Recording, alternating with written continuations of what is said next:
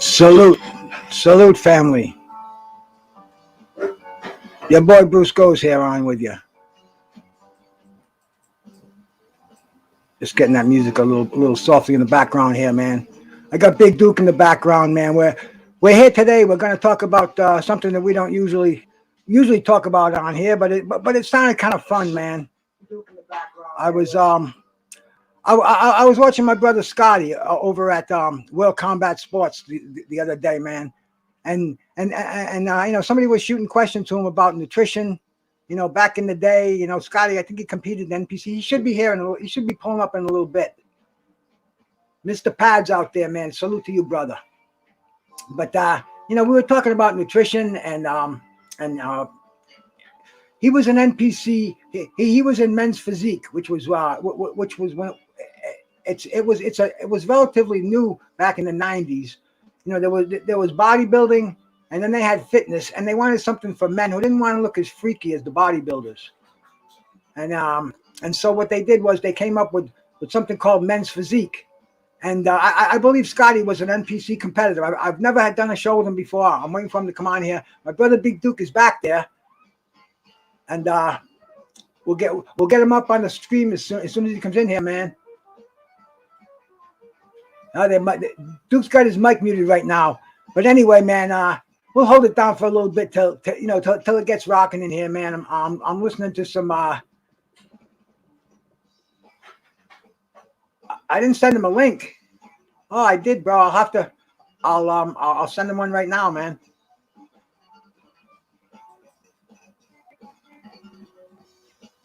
I will do that right now. I know I sent him one. Duke got it.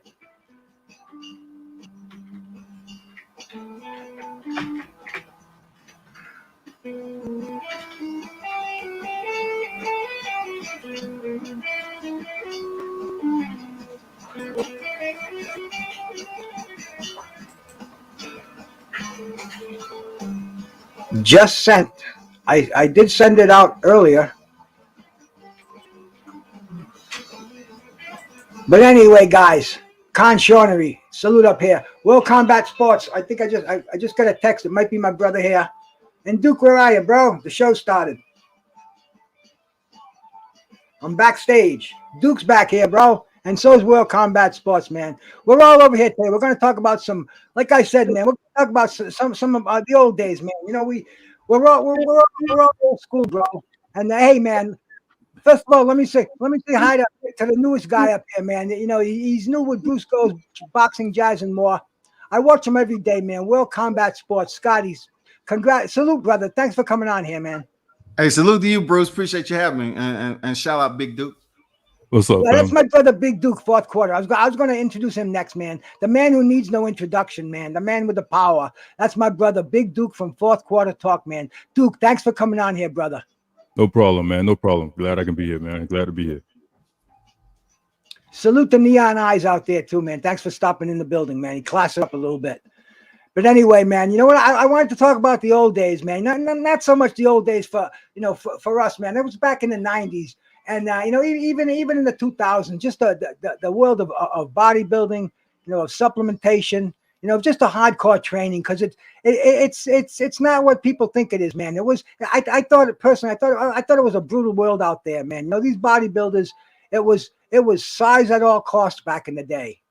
I mean, it was the bigger guy was the guy that was going to win the trophy. And I mean, we're not talking about professional bodybuilders here. We're talking about amateurs, regional champions, possibly looking to get their pro card on a national stage. But it was a do or die. It was a do or die proposition, man. They would inject things into their body that would kill a normal person. They'd eat high calories every day that would blow your blood pressure through the roof. I mean, it was insane watching these people, and a lot of guys in the gym, they tried to look like that. You know where I'm coming from, Duke and Scotty? You guys, jump in here, please, man.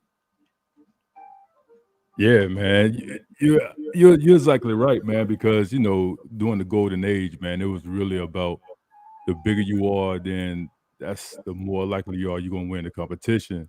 And then they wanted that more as things started to move into, like, let's say the late 90s and early 2000s, it started, they want that classic look from the 80s and stuff like that. So then they started going with that more physique. I mean, with the real small waistline, because you had guys like, Ronnie Coleman, you had Dorian Yates and stuff like that. You had them guys that was just big mass monsters and stuff like that. So, but then they, like you said, they wanted another type of competition with that classic physique, going back to what's his name? Sergio? You know what I'm saying? Yeah, Sergio Valente. Yeah. Sergio, man. Yeah, man. They wanted that classic look, so they went with that. Well, you know what? I remember. I believe it was the 97 Mr. Olympia when Ronnie Coleman came on stage. I mean, Ronnie Coleman, he was always the bridesmaid, and man, he walked on that stage. He must have been 25 pounds heavier than he was the previous year. It was like an elephant walking amongst horses. I don't know if any of you guys remember that, man. Yeah. But man, it was just so freaking, and that's what people in my gym anyway. The big guys, they dug that. They dug the huge bodybuilders. I mean, back in the day with the Dorian Yates guys, man. The NASA El Sanabate, the mass monsters, the Paul Dillettes, the Kevin Livronis, man. I mean, those guys. They're in the magazines we bought every month, man. The Flex magazines, the muscle mags. Scotty, were you into that, my brother? Yeah, I had plenty of muscle mags. Weeder, when Weeder was out at the time. What was the main magazine though? The main, not Flex. Flex. Oh, it was Flex. Yep. Or was it one before that? I know it was a magazine before Flex, wasn't it? Did Joe Weeder have something to do with? I think. But anyway, I think you're right, World Class. Yeah, I think you're right, man. I think Joe Weeder, I think he was in there big time, but then Flex was the big dog on the block. Muscle and Fitness. There you go. Yeah. Fitness. You know what I'm saying? That was the magazine along with Flex that if you wanted to compete, you look at everybody that's in that magazine, what supplements they taking. You know what I'm saying? Sometimes they'll kind of drop you an exercise routine, but that's the best time I had following bodybuilding and fitness back then, because you had the circulation of magazines and you had familiar faces, man. That was just behemoths on stage, man. Oh yeah, and I don't know about you, but I used to wait religiously for those magazines every month. You could say Joe Wild, Muscle and Fitness, Muscle Mag, Flex. And then like Duke was saying, they were going with the aesthetic look. I remember it was the guys in Colorado, Bill Phillips. You remember that? The EAS people. Mm-hmm. Yeah, exactly, man. Yeah, go ahead, brother Bruce. I want to just sit there and say this too, man. You had the guys like I ain't mean to cut you off, but the Flex. No, go ahead, bro. Yeah, the Flex Willers, man, the Kevin Leronis and stuff like that. The Sean. What's his name? Sean Ray and stuff like you know what I'm saying? Like those guys right there, man, was like with razor blade sharp, and then you got the blade himself, you know what I'm saying? Dexter, you know what I'm saying? So those guys was razor blade sharp, man. And then it's actually one scene where it was like the Arnold Classic, and Arnold Schwarzenegger was pointing at this guy's gut, and actually that's how those who are familiar with bodybuilding, the 7-time reigning champ, what's his name? Big guy Phil Heath. That's how he lost to, God bless him, Sean Roden, because his gut, you know what I'm saying, was bloating out. So that's what they want now. Everybody's going to a more that classic physique look. So yeah, they're getting rid of the whole big bulky look. Well, you know what it is too, Duke? These guys are dying young. Yeah. I mean, it's almost tragic. I mean, you can go back and look at the bodybuilders of the 80s and 90s, bro. And and a lot of people say it's not the steroid abuse, it was the diuretics. Because they would, I mean, they'd get hard huge cuts, huh? Go ahead, Scotty. Because you're saying they were probably doing hard cuts. Them, in the off season, them bodybuilders exceeded 300 plus pounds sometimes. Yep. Easy. So for them to take all that off, chisel it, they probably had some diuretics, man. No telling. Oh, no doubt about it, bro. Because I was hanging with Rhode Island pros. Guys who were begging for their pro card. One or two even got their pro card, but I mean, as far as bodybuilding, Las Vegas, IFBB. I mean, it's a dream for most people. And I trained with a bodybuilder by the name of Craig Licker. He was on the Olympic stage. I think he might have come like seventh, eighth place. But he was a legend in New England. I mean, Okay. huge guy. He hung with Branch Warren. With all those cats back in the day. They do shoots for Flex and shoots for Muscle Mag. But he just kind of. I talked to him one day and he just said, "Man, those guys are just unbelievable. What they'll put their bodies through. Not that he didn't, but they just." They threw it on the line. I mean, they almost didn't care if they died the next day, as long as they had that check, man. It was an insane society, but they all did it. They all dug it. They all tried to get more shredded and bigger than the next guy. What do you think was the top 3 difficult tasks, for those bodybuilders back in the day? Because being that they're going with the more classic physique now, back then it was all about size and muscle. You know what I'm saying? And what do you think that was the top 3 things that could have contributed to, outside of you said diuretics, but what else do you attribute to these bodybuilders as far as their growth and then having health problems? Well, I'm going to say, if I can start that, Duke, and then you can finish up. I'm going to say genetics, man, because those guys they have to be genetically gifted. They have to be genetic freaks. I mean, they have to be mesomorphs. Yeah, perfect mesomorphs, because the judges are so critical, and even themselves that they'll look at each other in the locker room, and man, your glutes are kind of sagging a little bit, or your hamstrings aren't popping, bro. I mean, it's almost like sweet. It's a judgment. It's a judgment business, man. But the top 3 things, man, first of all, bodybuilders. It's hard to be a professional bodybuilder. They don't make that much money unless they place in the top 3 of the major contest. But yet they all have the same drug bills, food bills. I mean, just like we have. But they the incomes. I've seen bodybuilders where they had to resort to male stripping, bouncing. That's just, hey man, sure, man. That's call me just up on automatic. weekend. Yeah. I'm gonna say this. I'm gonna add this, fellas, man. Mr. Pass that took one of my points, but I'm gonna say this, guys. Supplementation, man, because today I think world class that you were talking about, like the downfall, man. Because back then they didn't have the supplementation that they have today. I mean, so many stuff is very accessible to them. You know what I mean? In today's, bodybuilding era versus back then. And also, Mr. Pass said it best, man. Conditioning back then was insane, man. Those guys, you'll see, right? If you see Ronnie Coleman tape.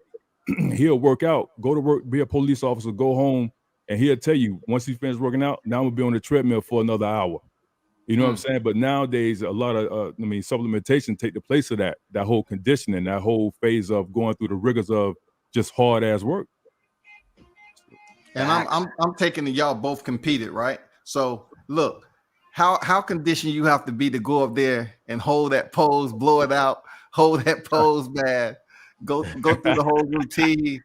I mean, you got to be conditioned for that, man. You'll break a sweat. I never thought I could break a sweat up there posing, man. Yeah, haven't competed yet. I'm competing this year. But you're right. It's like a 30-second hold.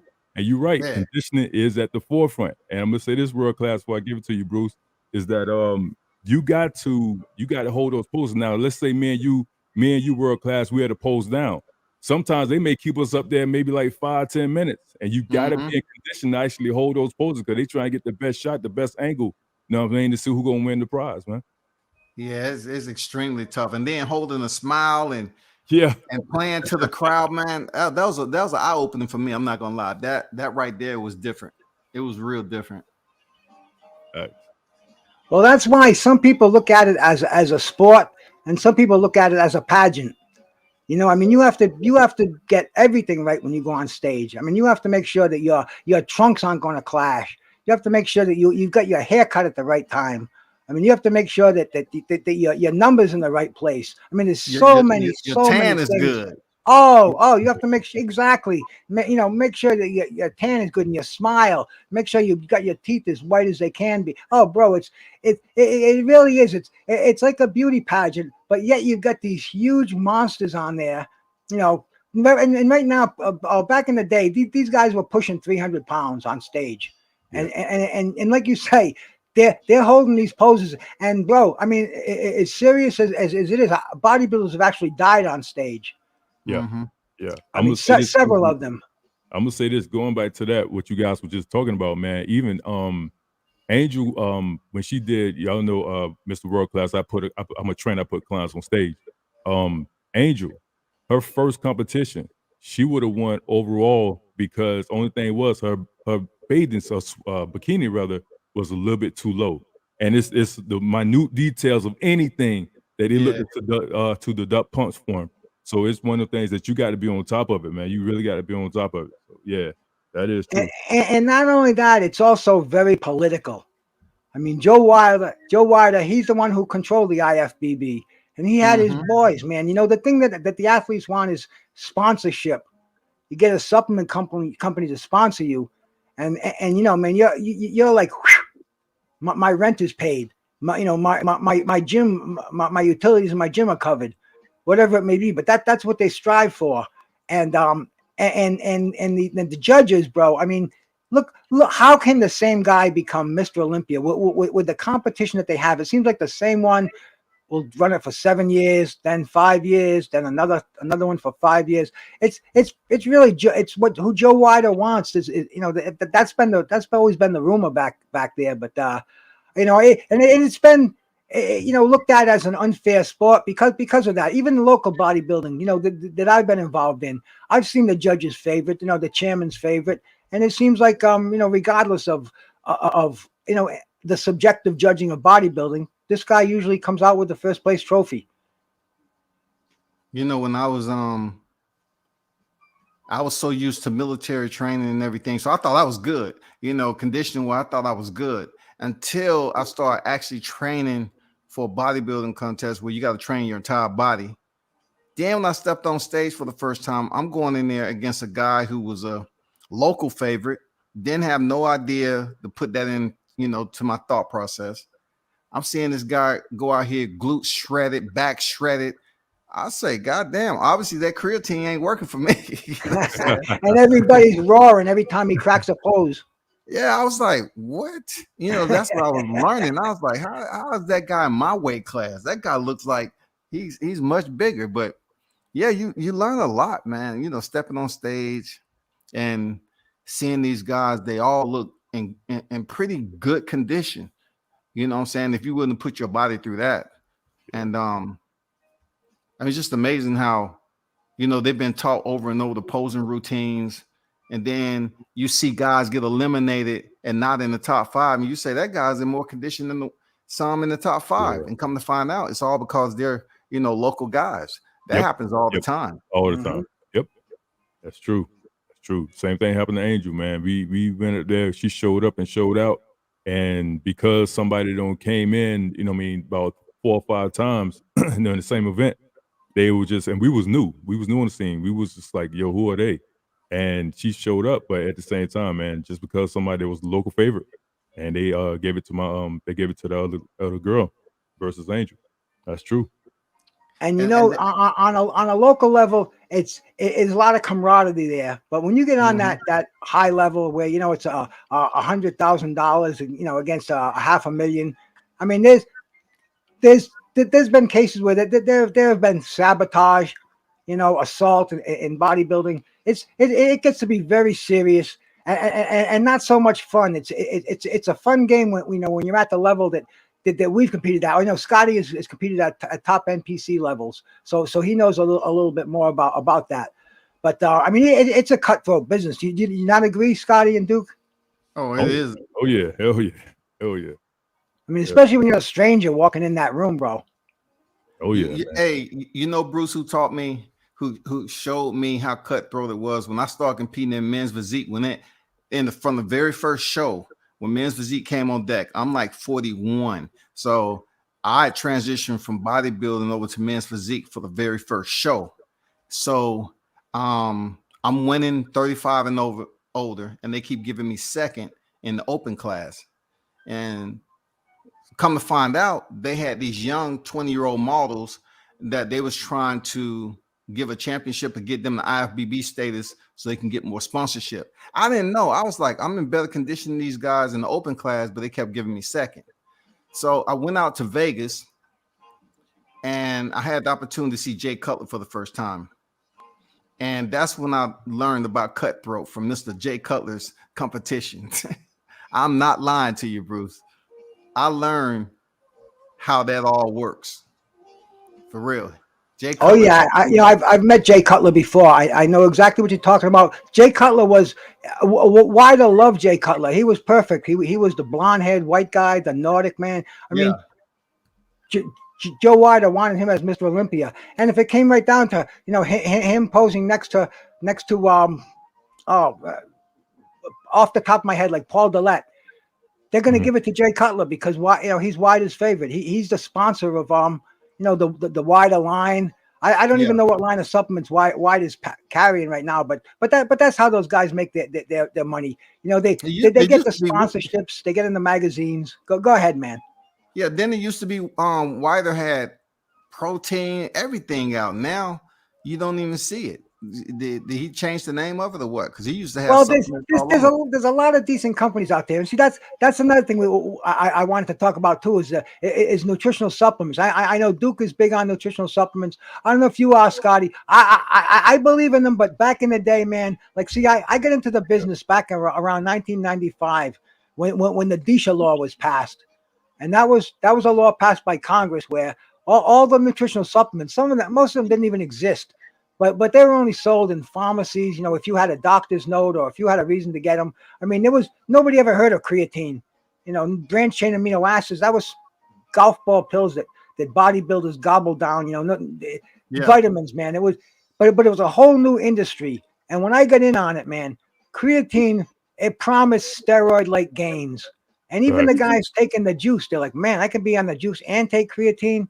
So, I mean, it was so popular that I had people driving 50 miles. They'd call me up. Can you save me a jug of creatine? It was that rare.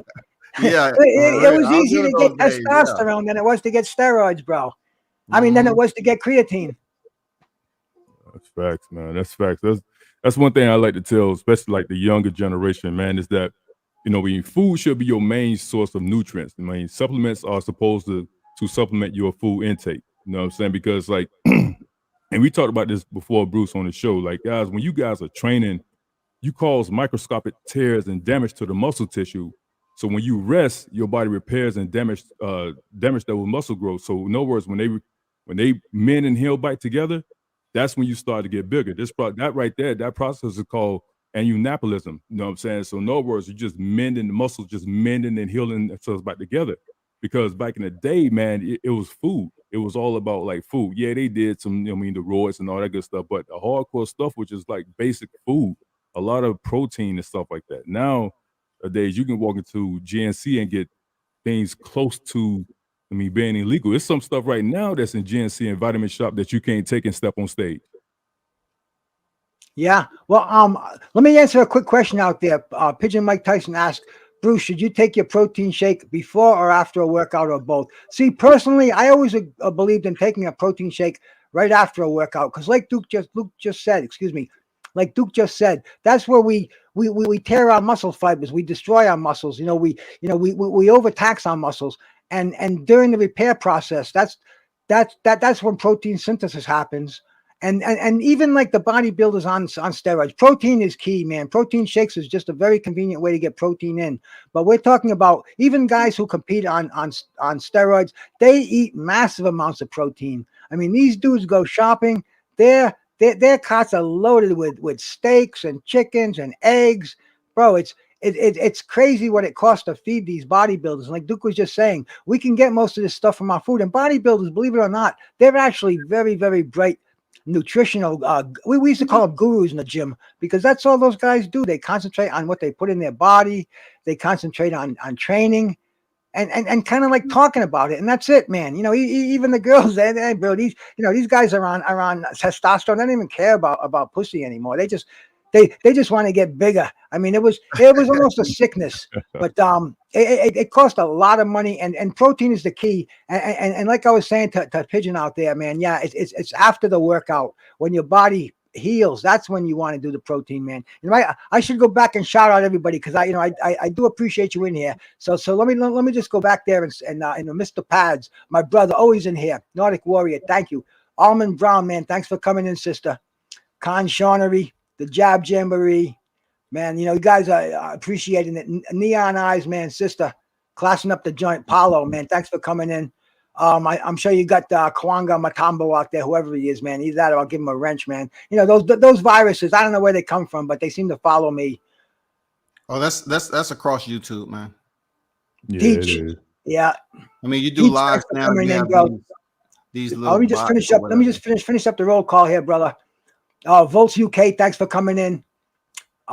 Big Duke, you're out in the chat room too. Is that really you, or is that the troll Big Duke? Nah, I'm backstage. Nah, that's Oh, me. That's man. me. That's me. That's me. That's me. Anytime you see Okay. Big Duke 24, that's me. Yeah. Yeah. That's me. All right, yeah, Scotty's out there too, bro. Pigeon Mike Tyson, always being a good boy in here. Appreciate it, man. Derek Clark, thanks for coming in. And okay, man, I just wanted to shout out everybody because, man, I appreciate you coming here because I would have had a great talk if it was just me, Big Duke, and Scotty over here just chirping it, throwing it out about the old days. But man, you guys make it a little more special, man. I appreciate it out there. Give us a thumbs up. Make sure you sub to Big Duke 24, man. Fourth Quarter Talk, and go sub to World Combat Sports, man. Both dynamite shows. Gentlemen, let's talk more about nutrition training and supplementation. Let me hit on something before I give it to my man World Combat Sports real quick. My man Derek Clark in the chat said, when I get the munchies, I eat plain Greek yogurt with fruit. Exactly, guys. And matter of fact, he should have capitalized plain, because what happened is, guys, when you see that fat-free, what'll happen is what they'll do is they'll take out, they'll say it's fat-free, but they'll add more sugar to it. You know what I'm saying? So it's best to just go ahead and get the regular yogurt. But right there, that's a great point. When I get the munchies, I eat plain Greek yogurt, with fruit. You throw some raspberries in there, throw some blueberries in there. Now you got a powerful right there, a fortified nutrient little snack for you.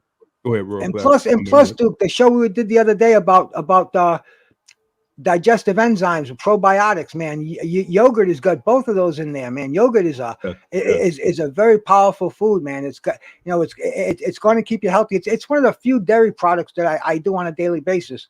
I make a shake in the morning. It's the first thing I do. It's water, whey protein, and yogurt. I use the Okio. It gets those good vitamins, those digestive enzymes, the protein. It's a great way to start the day. It's after I do my cardio. We talked about that too. Duke's a stickler for this too, man. When you're doing your cardio, you do that. The best way to do it, burning fat, is by doing it on an empty stomach first thing in the morning. That's when your stomach is it's glycogen depleted, man. And your body's going to look for a fuel source. Your body, if you have a decent metabolism, your body will key in on fat. It'll burn fat throughout your cardio exercise. And then if you're lucky, man, it'll continue burning fat throughout the day. So that's just a little tip I throw in. And you guys know that, man. That's all the old bodybuilders, the boxers, a lot of boxers don't even understand why they get them up first thing in the morning to do their road work. It's like, well, I guess because it works. No, bro, that's so you burn your fat. That's so you do it on an empty stomach, because they all come back to training camp and get their breakfast served. Simple. It goes back to the basics of bodybuilding, bro. And you're going to appreciate it more too. If you ever want to take up fitness, man, you have to be mentally acclimated. It'll take you a little bit of time, not just so for talk about the workout, but if you're really trying to dial in and transform your physique, that diet is a beast, because you have to mentally train yourself to be able to get up, do your cardio or whatever on the empty stomach. Most people, when they get up, they want to go straight to the kitchen and start cooking. When you get up, you take your food with you somehow, some way. You got a protein shake, you have something, fruit, something already prepared. In the fitness community, we all have bags galore, and you taking your food supplement in there. Facts. Go get your workout on an empty stomach. It's gonna suck. A Initially. bag with Tupperware in it, bro. Yeah, Tupperware City, ain't it? Yep. And you know, Fistiana. Let me salute Fistiana out there, man. My brother St. Cruz, and thanks for stopping in, man. I don't want to leave anybody out, man. I appreciate you guys coming in. D Dubs, thanks for coming in, man. I appreciate it, man. And you're so right about that, because if you don't prepare, you're setting yourself up for failure. You know how many bodybuilders I've seen who've blown it because they didn't have they didn't bring that broiled chicken breast with them, and the potato, and they look, I'm just going to go to Subway. I'm just going to eat the lettuce and the tomato and the meat. Yeah, okay. See what happens, bro. Because that's what it comes out to. It's that one meal. It's that ounce of water that you're holding, man. You've got to be so dedicated to live a bodybuilder's life. Like Scotty was saying, man, the George Foreman grill was the key back in the day. Did you guys I must have through 3 of those bad boys. Man, meal prep. We haven't even got into meal prep. We're talking about protein. That's the easy part. Meal prep. Duke seemed like he's all in the the weighing, the measuring, and stuff like that, down to the analytics of it. But meal prep is essential, man. That is the difficult part. And believe me, you spend a grip as a fitness person. Say it again. Say it again, fam. I mean, it's more than a car note now. It's more than a car note. Yeah, man. It's expensive, man. Yeah, it's one of those things that it can take up some time and energy. Like you said, you gotta be dedicated to it. You know what I mean? If you're gonna do it, you can't half-ass do it. You gotta do it all the way in. If you're gonna go in, you gotta do it all the way. You know what I'm saying? You can't be like saying, oh, I'm gonna just go to Subway and just take out the bread and stuff like that. Now you're just eating processed meat and stuff like that. So you know what you're eating. Once you start preparing your meals, you'll know exactly what you're consuming. So that's at the forefront from you looking next to somebody and then somebody looking at you and like, damn, you know what I'm saying? So it's a big investment, but it's worth it. Oh yeah. For sure, bro. And the thing about it too is, I just had one of those mind thoughts, man. Let me get my thought back. I had a beautiful thought here. Oh yeah, Scotty, with World Combat Sports, I remember you were saying one time, man, when these ordinary housewives, when they have that transformation, bro, and all of a sudden you can see it in their body, in their eyes, that they want to compete on stage, they want to be a bodybuilder. They're not going to have that martini anymore. They're not going to have a dessert, man. They become hardcore bodybuilders. You know what I'm saying, bro? When the housewife, she's made that transformation, she's in her mind, she wants to do a fitness competition or a bodybuilding competition. Man, that's to me, that's really where it begins, because I have seen so many people just change their whole lives. I mean, actually have the personality clashes with their spouse where it's just not working anymore. My thing is fitness, man. I can't sit around and watch you drink a 6-pack and smoke a cotton of Marlboros all week, bro. Yeah, I totally agree, man. I've seen some housewives come in there and they was motivated by other women that was in the gym. Some of them they first got with the personal trainer. They want to lose some pounds, tighten up, and then when they start getting all the compliments, they actually want to get on stage and compete. And Yep. And for anybody that's out there, that's a lifestyle. These females' lives change when they decide to compete. I don't know what their man was doing, but like Bruce said, if he was home drinking and she wasn't drinking, she'd be like, "Hey, I'm living a better lifestyle right now. Can you shut down? Reduce the alcohol. I'm gonna fit some more healthier food." You know what I'm saying? No, the lifestyle is incredible. Dedication. Yeah, I'm gonna say this. I ain't gonna go off topic, but I'm gonna say this. A lot of times, guys, man, brother Bruce, you probably know about this. Like for me, once you start to change somebody's lifestyle, especially from a man's standpoint, and you got old buddy just sitting at the house knocking by Bruce, and that female start to see like, damn, you the one changed my lifestyle. She started to take a emotional liking to you. You know what I'm saying? And it's all about how you handle that at that moment. You know what I'm saying? Oh yeah. So fit people, they like to hang around fit people. Yeah, exactly. And they like to be complimented too, dog. Yep. Them women get them compliments, it's over. They say, "Oh, okay. I mean, I am making some transitions here." Right. Facts, man. Facts. Oh yeah, oh yeah. You know, and it really is magic because that not only gets the person, you know, that with that frame of mind, but their body, they, you know, they're gonna get healthy. They're gonna live a more quality life, a longer life. You know, they're not gonna have to deal with the things that, you know, that the most of our population right now they're dealing with. You know, with the obesity crisis we have. You know, high blood pressure, diabetes. Oh, bro, I mean, you know, so many different things that are out there. And it's not so bad. It's not so bad to get healthy. It's not so bad to eat like a, you know, like a conscious fitness person does. Yeah, you really got to have that drive, man. You definitely have to get used to eating food that may not be warm. You might be having some cold food, but I remember Bruce saying this on the in the live chat. Our main concern was the protein. So no Yeah. matter how it got down, we wanted the protein we were supposed to get. It don't matter if it was in the winter and the food was cold, you wanted to eat. Period. I think my quote was, "We don't eat for taste, we eat for performance." Yeah. We don't eat for taste, we eat for performance. Sliding counter, bro. Thanks for coming in, man. I'm gonna just say this. I see Volks UK. He said, what's up with the majority of the salmon consumed? Is salmon bad? Go with wild caught salmon. Don't go with farm raised, because farm raised, what we have, they have like what they call GMOs. And you guys know already, I'm quite sure, since if you've been coming to the four-quarter talk, you know what GMOs is genetically modified organisms. So you don't want that. That means a lot of pesticides and a lot of stuff in there. So in other words, so go with wild caught salmon, but salmon is definitely a great source of omega-3. Some of your good fats that we talk about over there too. Some of your monounsaturated fats, your polyunsaturated fats. So Volts UK, salmon is not bad for you. It's a great source of omega-3. So yeah, good stuff right there. Shout out to my buddy Crush the Legend in here, man. Salute. Salute. Salute that Crush. Yeah, speaking My brother of, Crush, man. We did a jazz show the other day. Shout out to Crush.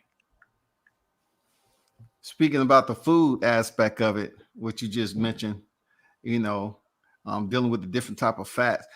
Look, listen, it's very technical when it comes to the foods you're eating. It's dependent on if you are trying to pick up weight, where you're at in your training regime. And it is so technical. You have to really study up on this.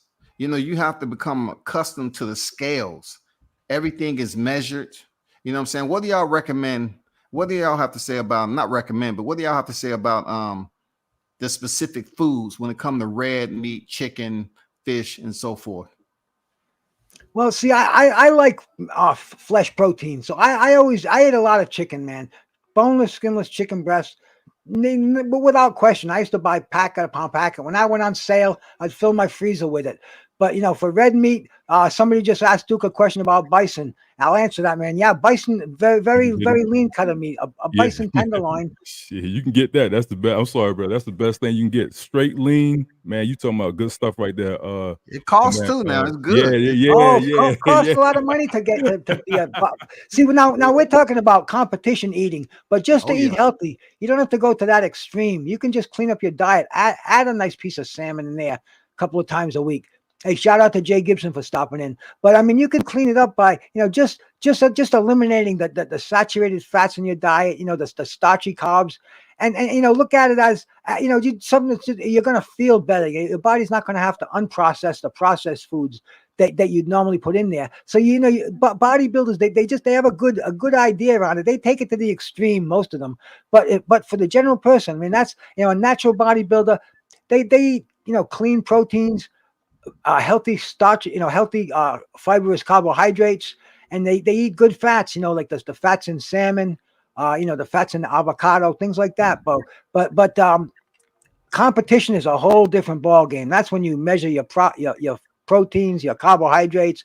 Some, you know, when you're carb depleting, it's a science. But just for the general, you know, for people out there, you know, you can clean up your diet and you can eat like a bodybuilder eats. Not, you know, not so strict, but just the guidelines of clean proteins, you know, good complex carbohydrates, and, you know, good fats. And it's not that complicated, man. It doesn't have to be.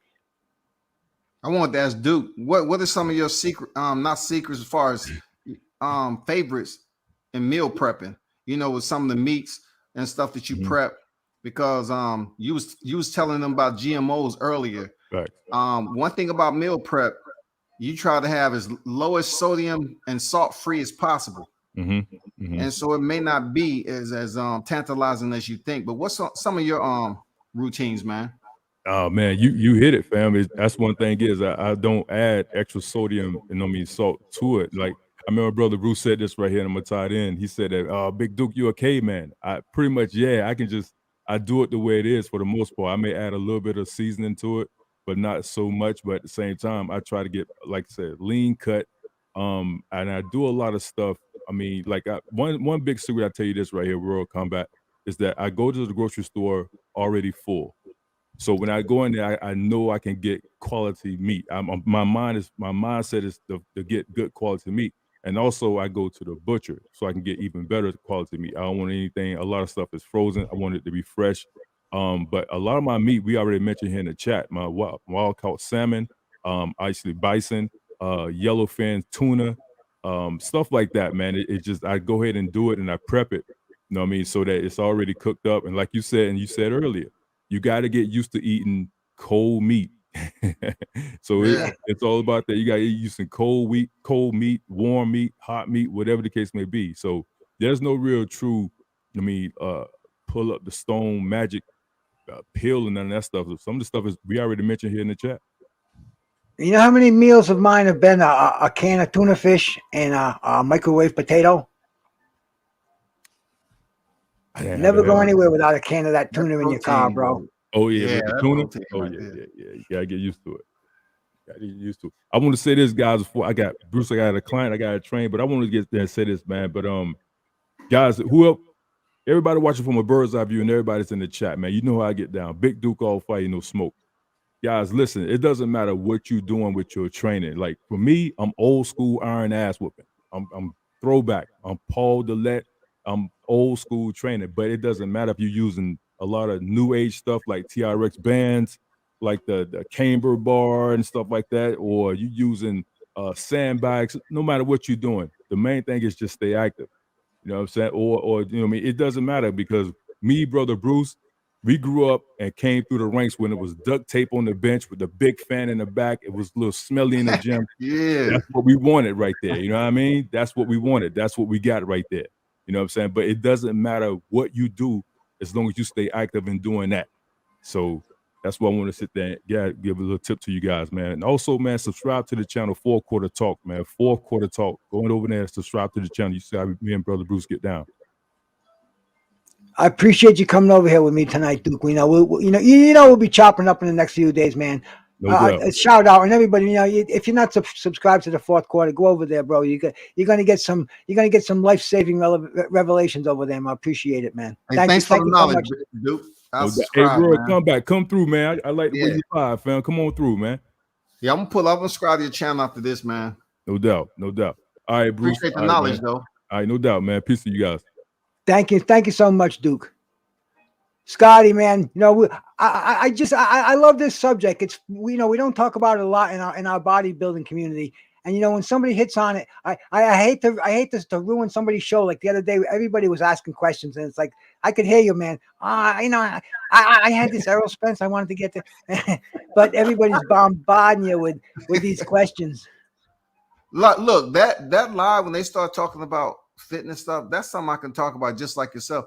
With somebody who understands it, I can talk about it. But well as I do, trying to explain certain aspects of what we're talking about to someone who's unfamiliar, they're gonna have 100 questions, man. And oh yeah, that's why I used to like to go to seminars. I would go to you remember David Palumbo, the huge bodybuilder out of Syosset, New York. They used to have him with his double bicep pose all the time in the mags. He never got his pro card, but he used to a guy, probably the most famous amateur bodybuilder ever. But anyway, he was out of Syosset, New York, and I was working for a company up there called Fitness Finders, where my job was to go to gyms and try to sell them. Instead of hiring somebody off the streets, we'd have bonded workers who were certified trainers. It was like an employment agency kind of a thing. But it was up there at the same gym where Jumbo Palumbo trained, and he used to put on seminars there. So I was up there for a weekend, and I listened to him. and he made so much sense. You know, you could see the needle marks in them. That's how you know how induced his muscles were. But he was just making so much sense when he was talking about meal prep and never being without a meal. And you know, he was a genius on nutritional supplements too. But oh, just one of these things about bodybuilding. It's almost like a bus driver. What does he do on his day off? Mm-hmm. Goes for a bus ride. You know, that's what I used to go to different gyms and, you know, go see some of my buddies work out at their gyms, or somebody's doing a seminar. And contest time, I mean, local bodybuilding, there's a contest almost every week somewhere on the East Coast. Oh yeah, I agree, man. Those contests be packed too. I mean, people, man, you don't have no idea the lifestyle these people live. Like they hit the gym, go home, you know, eat, rest, and then sometimes, according to how close they are to competition, they doing 2 a days. They back in the gym, you know, especially if they have to cut weight. They're eating in between that bag. I mean, you leave, you go home. It's a routine. And the crazy part about it, Bruce, is that you know how boxers have to, you know, dry out to make weight, right? Bodybuilders, they have to maintain, you know, even after the morning show on whether you're going to make the finals or whatever, you still have to maintain discipline until the night. If you plan on winning, you just can't go out there and indulge and eat whatever you want, you know, and come back on stage. Oh, the meal after the competition, where you know you go to whatever it may be, but forget about the menu. Just show me the dessert tray. That's the way I've seen some of these guys after a competition. But you were talking about how boxers have to cut weight when bodybuilders have to carb deplete and you know lose all your water and your sodium. I've seen guys drop 20 pounds, you know, behind, you know, in a motel room just by, you know, carb depleting and getting every bit of water out to the point where they're begging me for a sip on a water bottle, and it's like, bro, you want to ruin that vascularity for a sip of water, you know? It's an insane lifestyle. I mean, just like boxing, the boxers, they go to the crazy extremes now, and now you see Snack, you know, a supplement company involved in boxing. What's that all about, bro? You got any idea? I know the dude was you know, he was arrested for doing whatever with steroids back in the day with Balco or something like that. Somehow, allegedly, I don't know the whole deal, that he testified about this, that, and the other. He got his time reduced. He's back in the game with his own product, Snack, even though he's convicted or whatever the case, allegedly. I don't know the whole deal, but I do know it was a big deal with him all over the news, being a part of the Balco. Yeah, that's Victor Conte is who you're talking about. Yeah, and he spilled his guts in front of the feds. He went to jail, did time, but he also brought a lot of other people down with him. He named names and but he still says to this day he can beat any drug test that VADA puts out there. And he's working with them now. It's just funny that you see all these boxes with Snack trunks and shirts, but you don't see it in any other sports. I know, right? I don't know why that's the case, because boxing is not regulated. So he believes that he's more of a free man to do what he wants in boxing rather than other sports. Like we must be looked at as like the cesspool of sports. Yeah, pretty much. You know what I'm saying? But you was talking about cutting carbs, right? Oh, when you cutting with carbs and you're depleting and you very low on water, you probably went from half to damn near below 12 ounces a day. You still have to eat to keep those muscles full. You know what I'm saying? Oh yeah, and they have a little tricks before a contest, you know, where I used to give my guys a handful of raisins, and a little bit of red wine. And what else was the cheat though? No, it wasn't cheating. No, I'm asking as far as the cheat, the little sugar cheats that you have in between that to satisfy a craving. Did y'all do dark chocolate or hard Well, candy. I always tried to get the mind with these guys to the point where you're gonna win this contest because you're gonna be better than that guy who has to pull a little piece of pepperoni off his wife's pizza, who Yeah. and I tried to instill that mindset because I know how the pros do it, man. I know it's kill or be killed. You're gonna win that check at any cost, and it wasn't to that same extent, but it was a little bit of that.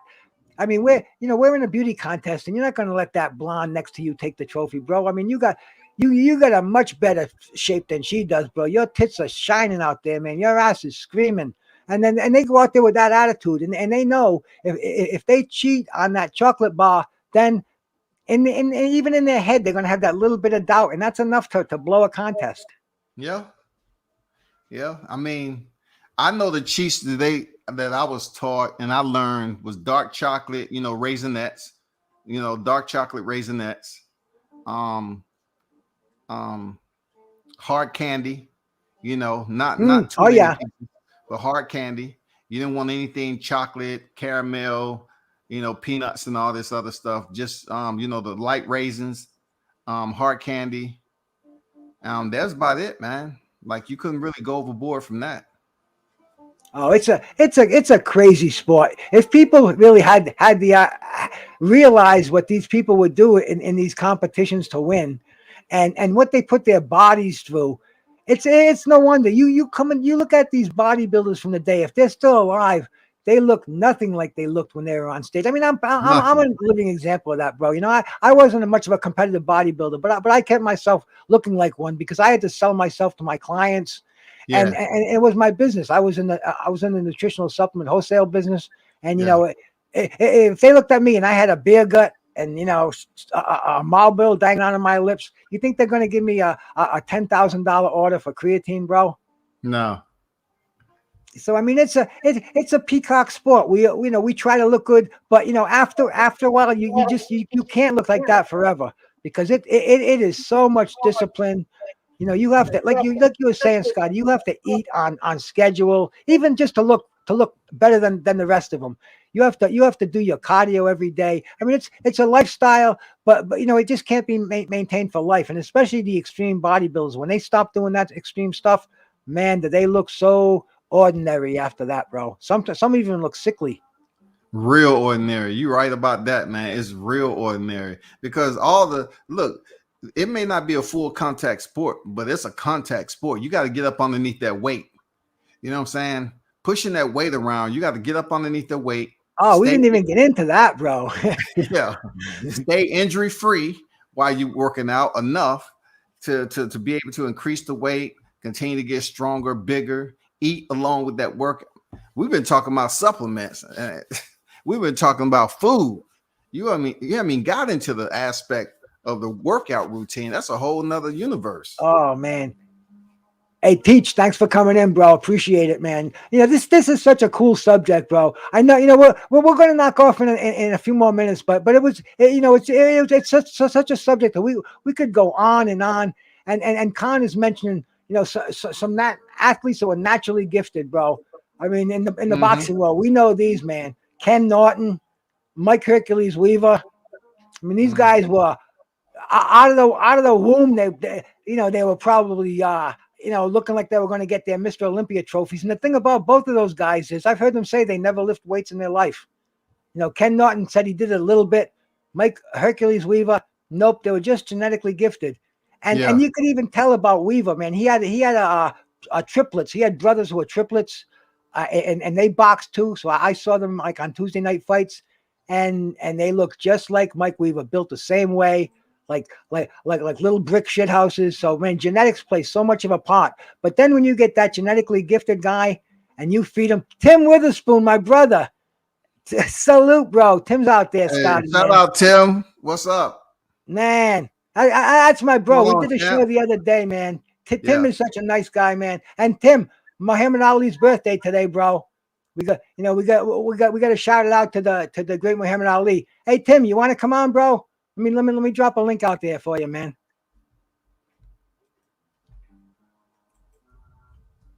It'd be a pleasure to talk to the champ, wouldn't it, Scotty? Oh yeah, definitely. hear from the old school OGs, man. That's what it's about. Oh yeah, bro.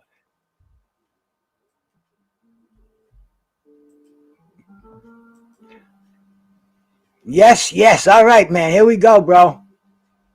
We're gonna get. If we're lucky, we're gonna get one of the OGs up here, bro. 2-time heavyweight champ of the world, WBA champ, WBC champ. Fought everybody, beat most of them, man. But yeah, you have to eat like a champion. If you want to maintain that physique all the time, bro. Oh yeah, you definitely. No, that's okay, Tim. We've been talking dieting and stuff. We can talk boxing with you, bro. Man, it's a pleasure to have you on here because Scotty's a boxing aficionado, man. He knows more than I do about boxing. He's a historian, bro. And Terrible Tim, it's definitely a treat when you stop on here. And I know Scotty's gonna appreciate talking to you too, man. Scotty's a backstage person. He knows a lot of boxers. He's been to many fights. And bro, awesome. It'd be awesome to have you come up here. But you ever see Tim Witherspoon fight Scotty? I'm sure you have many a time. Yeah, I've seen him fight. Absolutely. Much respect to Tim Witherspoon. Different type of breed, man. The amount of fights he has just outside of 70, man. You might well round that up to 70. I'm pretty sure he had some fights before he got in the ring too. You know what I'm saying?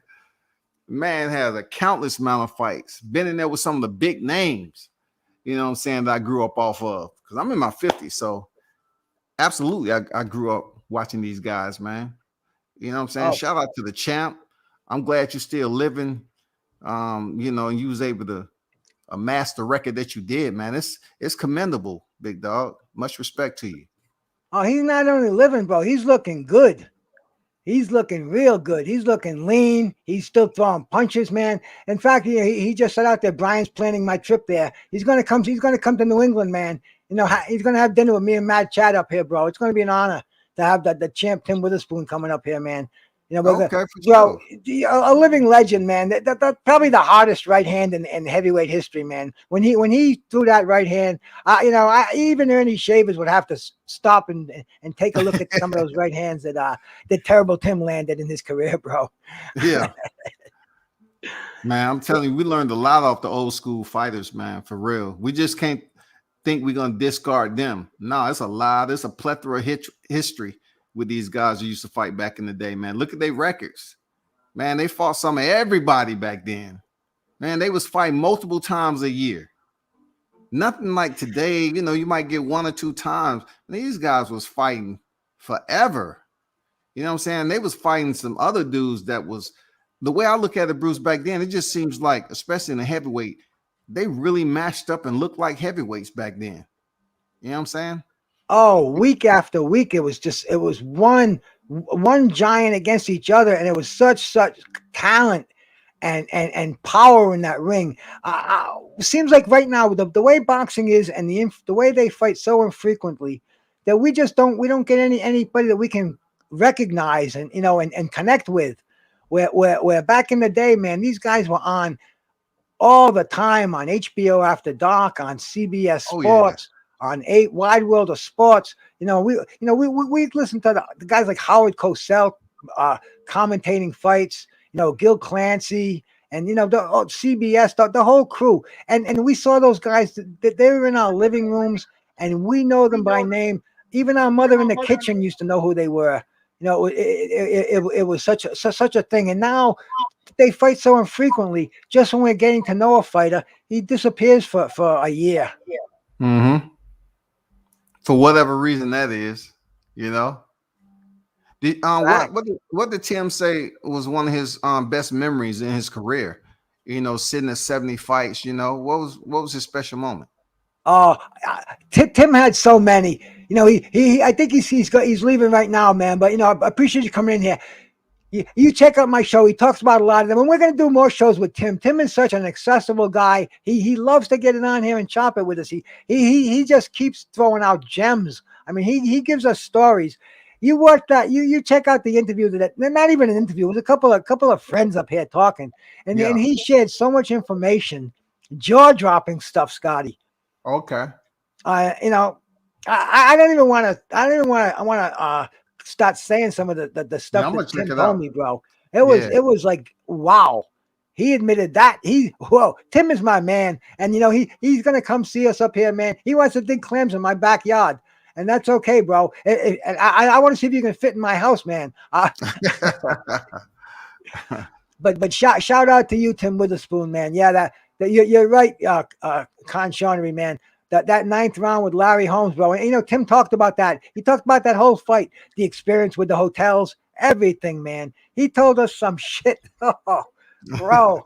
It's like Tim, wow. Man, Tim's my brother, man. You know, oh, great guy. We went on for 2 hours, and I had to say, Tim, thanks so much for the time, because I think he would have went on for a 5 hour show with us, and I would have let him, but I just didn't want, you know, I didn't want to take up the whole internet, bro. Yeah, I feel you on that, man. But sometimes you got to get it in when it's right there. Oh, he's You know coming what I'm back. saying? I know his manager Brian now. He's from Rhode Island, and he talked about Mitch Green. Oh, we're gonna talk. I didn't want to get him bored. That's the thing, man. Yeah, I didn't yeah, want yeah, him yeah, getting yeah. tired of it. You know what they say? Always leave him wanting more. Exactly. I agree with that. I want to ask you, about your carbs, your potatoes. What did you like most, sweet potato or white potato? Oh, sweet potatoes. In fact, when I had for dinner tonight, I had a cheeseburger. It was 95% lean beef with, Okay. with some fat-free cheese on it. And it did have some whole wheat buns. But I had sweet potato fries where we diced the sweet potato, spread a little pan, threw them in the oven. I love a sweet potato. I think that's one of the healthiest foods around. That's right now they're calling those superfoods. And we were eating those back in the day, not just for Thanksgiving, man. Sweet potato, love it, man. Love So it, yeah, Scotty. sweet potato is I'm surprised a lot of people just don't know how beneficial it is. It's time released. White potato is a simple carb. It's quickly digested, but sweet potatoes, it's kind of time released superfood, like Bruce said. Very, very good. And we love to eat that when we're drying out to keep the muscles full and everything. We love sweet potatoes. Absolutely. Sweet potatoes and oatmeal. Those were Oh yeah. those were my carbs of choice back in the day. You know, for breakfast, a dozen egg whites and a cup of oatmeal. Simple. Wow, dozen egg whites, man. Oh, Woo. all the time. Every day Man. for a long time. People have no idea the ticket that you're going to put in to get that protein. It becomes numb to you. You don't go to the grocery store like Duke said earlier. Don't go there hungry. Make sure you have a meal and go there so you won't be craving foods that you don't need. You want to get foods that you absolutely need. So don't go there on an empty stomach. And No. Shout out there, L Dog. Thanks for coming in, bro. I started working out again. Let me throw this up there. See what my brother L Dog's got to say. I started working out again the week before the New Year's, and I've also dropped about 11 pounds. Salute to you, bro. Squat, bench press, and deadlift, man. Up 50%. Shout out, man. Those are the three major lifts in the gym, bro. You know, I used to train with power lifters, Scotty. That's why I didn't have much of a career in bodybuilding, because I used to like to get down in the dirt with those power lifters, man. And those guys, they Okay. didn't care what they look like. Yeah, true. They just wanted to lift the weights, pull the weights off the floor, press that weight off their chest, man. And to me, physically, I'm an ectomorph. Excuse me, I'm an endomorph. I hate to say. So I had to work twice as hard, to look half as good. But powerlifting, I just like the way that hits every muscle on your body, and I just seem to get big, but I was blocky. So I knew my career wasn't in bodybuilding, and even in powerlifting, these guys are monsters. The weights they're lifting now, I mean, bench pressing 700 pounds, bro. Unbelievable. What is that all about? I have no idea. I remember when I used to see Ronnie Coleman's workout. All them big guys, Jay Cutler, man, Kevin Levrone, Sean Ray, they used to put them in the magazine. They had some incredible weight on them bars. I mean, just the knee wrap. Just imagine, you have no idea. You got to learn how to wrap your knees properly. because if you tear your knees, pretty much everything else is done.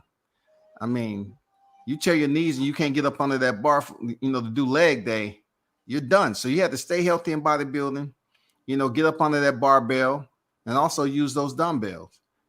But it's crucial for real. Oh, yeah.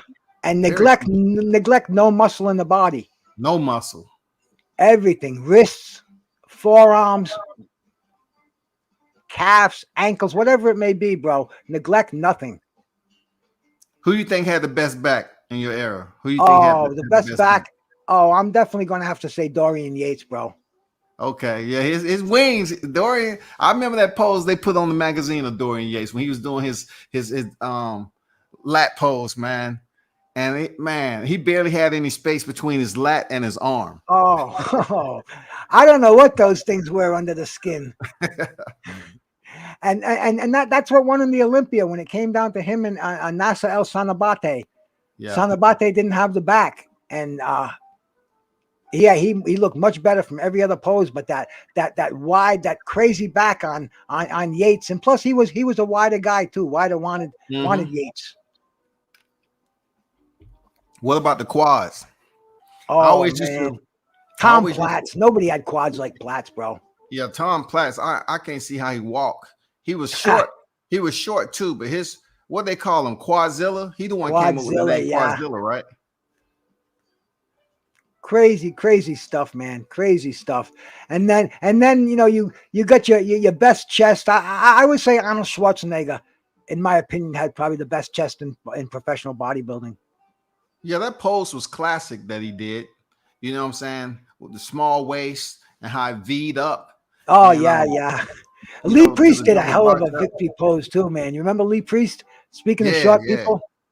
Yeah, Lee Priest had big arms, big forearms the size of someone's head. I mean, he just was too small, though. He was just too small. Yeah, fact. He was in that area where he was just surrounded by the 300-pound monsters. In any other era, Lee Priest probably would have gotten that Spandau. And who was the other one? Lee Labrada, another one, classic style. Man, Lee Labrada, man. Didn't he get close all the time? Wow. Oh. Man, Lee Labrada was one of their famous models in the magazine. I think Lee Labrada still looks pretty good. I think he still does occasional seminars. Okay. All right. I haven't seen him in quite a minute, though. You know what I'm saying? Hey, Trick Nolte, salute my brother out there, man. Good to see you, man. Yeah, shout out, Trick. How you feeling, bro? It's amazing who passes through this room. You know what I'm saying? World Combat Sports, bro. Oh yeah. They coming to check you out there, Bruce. Yeah, I'm digging it, man. I'm digging this. And Trick's my brother. Trick knows all the boxers, man. Trick sets up the shows, man. Trick doesn't get the credit he deserves. Trick he dedicates his life to giving these boxers their flowers while they're still here. And man, shout out to Trick Nolte, man. I call him the Oracle, the boxing Oracle. So many people are going through him, because he's like a communication line for these old school boxers. So yeah, man. I don't know how he does it. And he talks to these guys, and then Trick will call me about once a week, and we'll talk for a half hour, man. It goes by like nothing. And my wife's like, "Who are you talking to? You don't talk to anybody on that phone." And I'm like, "Man, like you're on there with Trick, and we just go on and a wealth of information, man." Shout out to Trick Nolte again. Absolutely. Appreciate your work, brother, for real. I heard Mike Materazzi, the calf monster himself. Oh, yeah. He passed away. Yeah. He passed away. A lot of these guys pass away. Wow. Yeah, Mike Materazzi back then.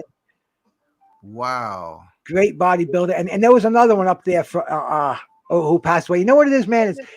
It's drugs, man. These guys, they're in a lot of pain lifting all that weight. And back in the day, there was a guru, they called him. His name was Dan Duchesne. He used to sell his own protein, where even before good fats were known like they are now. Back then, fat was a bad word. You try to get fat free as much as you can. This guy Dan Duchesne, he had fat in his protein. He had the good fats in there. But anyway, man, he used to actually ship you when you ordered from him directly. Because bodybuilding is really a small world, and if you know this guy and you mention this guy, then you're pretty much open with. He'd send a bottle of Nubane. You remember that? What that was? Nubane? No. Okay, Nubain it's a synthetic narcotic painkiller, and these guys, Wow. and these bodybuilders, it says for intramuscular use, but they were mainlining it, and there was a generation of bodybuilders who became junkies. They went from the Nubain when they decided that was illegal, because it was legal when he was shipping it out. It was one of those gray areas. Even steroids, man. During the 80s, most of the steroids were legal. And if you couldn't get the steroids, you'd get the veterinary steroids, and they weren't illegal at the time. Congress had to pass all kind of crazy laws. But what were we talking about here originally, Scotty? We're just talking about I know you had mentioned something. The bodybuilders who died, Mike Matarazzo. Yeah, Mike Matarazzo. And yeah, there was another one, Paul DeMayo. Yeah, Paul DeMayo. Yeah, Paul DeMayo. Did him and his girl die, or just him? Well, see, they were addicted to opiates, man. They were forging prescriptions. They were robbing drugstores. I mean, it totally got out of hand because of the Nubains. And I saw a generation of bodybuilders who were addicted to the OxyContins and the Percocets, hardcore, and they justified it because it hurt so much training that they would take these things after training. But then it became that the drugs became more important than the training. And that's why that whole generation of bodybuilders that we're talking about, so many of them premature deaths because of that. But it's a dirty world, brother. Oh, it is. It is. Somebody mentioned in the live chat, Bruce, about Flex Wheeler happened to cut off his leg, his left leg, I think. I seen him when he had broke. Go ahead. Oh, Flex was a beautiful bodybuilder. Flex was probably the most complete bodybuilder to never win the Mr. Olympia. Yeah, and the thing about that is with the amputations, they abuse what's called human growth hormone, and with that you have to take insulin. So these bodybuilders, without even knowing it, they become insulin dependent at 30 years old. And I mean, you know what diabetes leads to, bro? Yeah. Amputation. So I mean, you can take it right. That's the ugly part of the ugly world of bodybuilding, man. And he's talking about Mr. Pads asked me about Chad Nichols before. A lot of heat because some of the fighters died young, and I think I told you the same thing because of the diuretics, man. It's not the steroids that'll kill you, bro. Steroids. I really don't know anybody who died prematurely because of steroids where it's actually been contributed to their death. I know people say Lyle Alzado. Lyle Alzado died of brain cancer, man. He had that was the official cause of death. Lyle said it was because of all the steroid abuse and everything else, but the autopsy said otherwise. But diuretics, man, that's what kills a lot of bodybuilders. You using things like Lasix, T3, which are thyroid stimulators. They're dangerous stuff.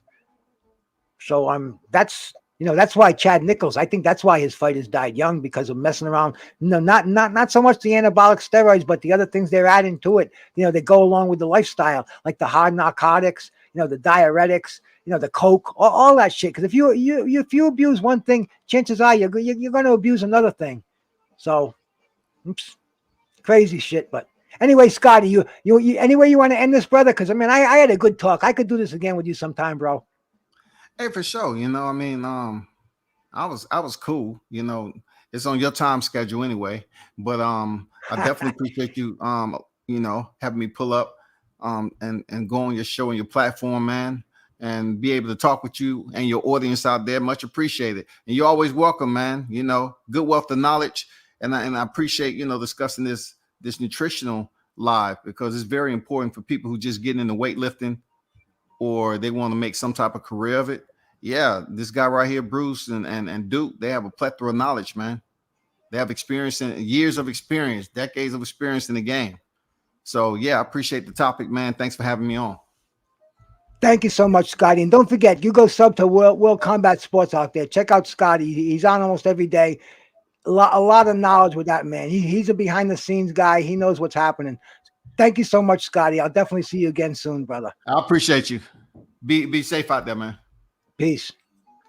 Hey, anyway, man, you know, that's what it's all about around here. When shoot, I didn't shout you out, brother. Sheed, we here. Salute to you, man. You know, that's what it's all about. You know, I started this channel, you know, Bruce Goes, boxing, jazz, you know, and more. And more is, you know, we're talking about nutrition. Today it was a little different. It was hardcore bodybuilding, which is something that I dug, man. I lived through that back in the 90s, man. A lot of my friends, you know, a lot of my friends aren't even here to talk about it today because they, you know, they went they went the other way, you know, and it was a tough life, and not a lot of old bodybuilders around, man. But anyway, man, you know, like I said, Bruce Goes, boxing, jazz, and more, and you know, it was health and nutrition. I like to talk about professional wrestling, and then you know, I like to talk about the weed. I think this is the only one that you haven't seen me do a Toka 2 yet in front of the camera, bro. I've been sitting here, and you know, I've been so engulfed in everything, man. We had Brother Duke up here, and then Scotty come up here, man. It was good chatting, bro. And good thing I smoked before I came on here. I didn't have to toke up, man. But I'm here, man. Still get the Toka 2, clean it up, and smoking some good weed on here. I'm still hitting on that Pineapple Express.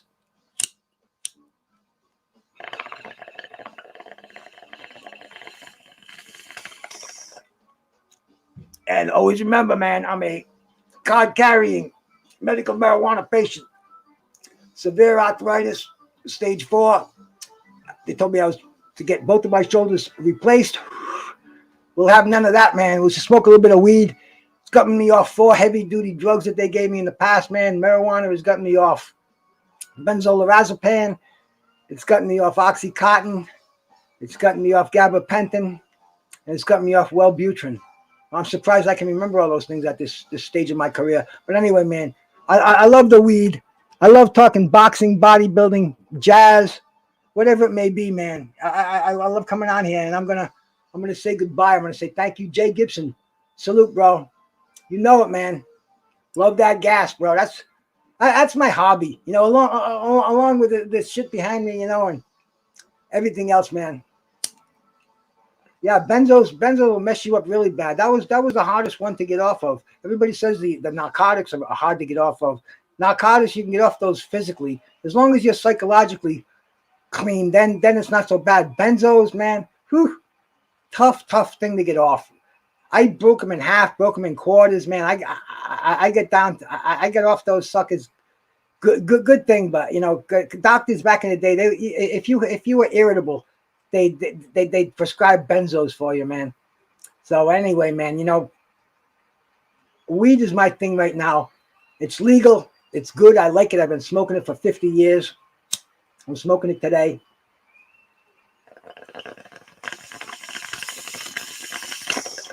I've been pulling the air for long enough here, man. We're going to end this one, man. Thanks, everybody, for stopping in here, man. Bruce Goes, boxing, jazz, professional wrestling, nutrition, and fine weed. Thanks, everybody, for stopping in here, man. I'm gonna be out of here. Chronic migraines, don't get those anymore, bro. I used to get them before, and that's when the doctor was actually prescribing me Vicodin when I was getting migraine headaches, man. So those are a thing of the past. The drugs are a thing of the past, man. Thank you all for coming on here. Bruce Goes is out of here. Peace. One love.